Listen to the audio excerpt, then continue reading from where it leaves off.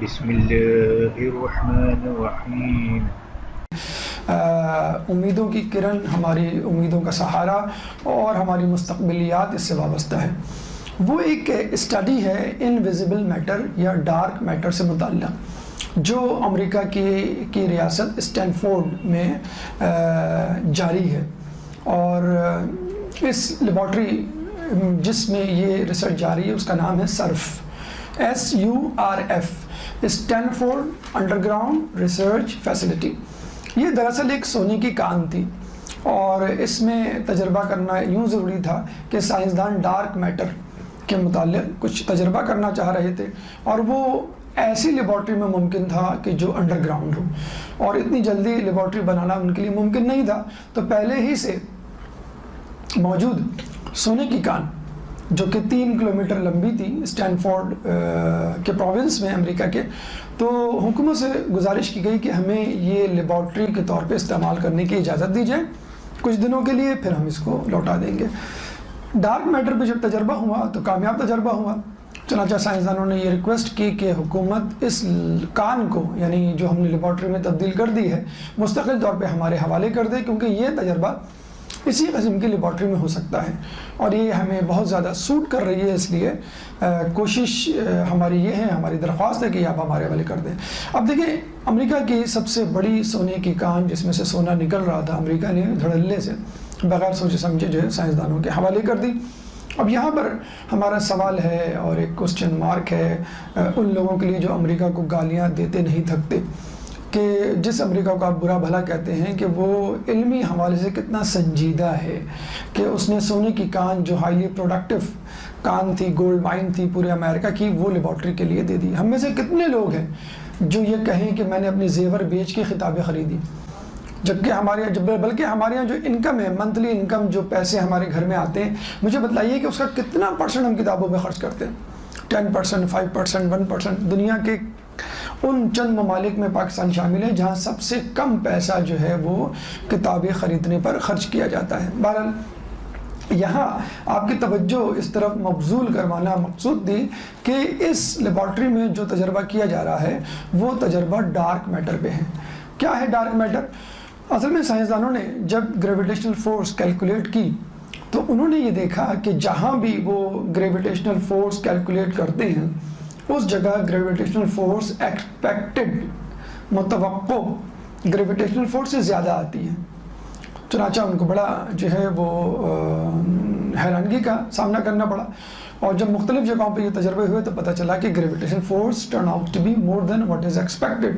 اور یہ تقریباً 96% زیادہ آتی تھی۔ مثلاً فرض کر لیں کہ اس کمرے میں 4 دیواریں ہیں تو گریویٹیشنل فورس یا تجاذبی قوت جو ہے 4 نیوٹن آنی چاہیے، اور وہ آتی تھی 100%، تو یا 100 نیوٹن، تو اس مطلب 96% زیادہ آ رہی ہے۔ اس طرح اگر فرض کر لیں 8 دیواریں ہیں تو 8 نیوٹن آنی چاہیے، لیکن it turn out to be 200 newton. تو وہ جہاں جا رہے تھے تو 96% گریویٹیشنل فورس زیادہ آ رہی تھی۔ تو انہوں نے بہت تلاش کیا کہ یہ جو میٹر ہمارے سامنے ہے اس کی فورس جسٹ 4% ہے، اور جو قوت کیلکولیٹ ہو رہی ہے وہ 96% زیادہ آ رہی ہے۔ اس کا مطلب ہے there must be some matter which is not visible, اور پھر انہوں نے اس کو نام دیا انویزیبل میٹر کا یا ڈارک میٹر کا، اور اب تک وہ اس کو پریکٹیکلی تلاش کرنے سے قاصر ہے۔ اس کا نام ہی ڈارک میٹر انہوں نے رکھا ہے، اور ان کا یہ کہنا ہے کہ ڈارک میٹر موجود تو ہے لیکن ہمیں نظر نہیں آ رہا۔ ڈارک میٹر موجود ہے اور نظر نہیں آ رہا، لیکن اثر انداز ہو رہا ہے، اور اتنا اثر انداز ہو رہا ہے کہ وہ جو گریویٹیشنل کیلکولیٹڈ فورس ہے اس سے کہیں زیادہ آ رہا ہے۔ اور اب سائنسدانوں کا یہ یقین ہو گیا ہے کہ ضروری نہیں کہ جو چیز اثر ڈالے وہ نظر آئے، ضروری نہیں کہ جو چیز نظر نہ آئے وہ موجود نہ ہو۔ اب یہ نظریہ جو ہے وہ انہوں نے ڈسکارڈ کر دیا۔ تو اب ان کا یقین ہے کہ یہ ممکن ہے کہ چیز غائب ہو، مطلب غیبت میں ہو، موجود نہ ہو، سامنے نہ ہو، اور وہ اپنا اثر ڈال رہی ہو۔ تو ہم بھی یہی کہتے ہیں کہ اس دنیا کو وہ لوگ نہیں چلا رہے جو ہمیں نظر آ رہے ہیں۔ اس دنیا کو نیٹو فورس یا UN یا UK یا USA، MNA، MPA یا chief minister, prime minister, president نہیں چلا رہے، بلکہ اس دنیا کو ایک ٹیم چلا رہی ہے۔ جس میں 4 اوتار شامل ہیں، 40 ابدال شامل ہیں، 70 نجبہ شامل ہیں اور 360 صالحین شامل ہیں، اور یہ پوری ٹیم ایک ہیڈ کے تحت چل رہی ہے، اور اس ہیڈ کا نام ہے امام زمانہ عجل اللہ تعالیٰ فرجہ۔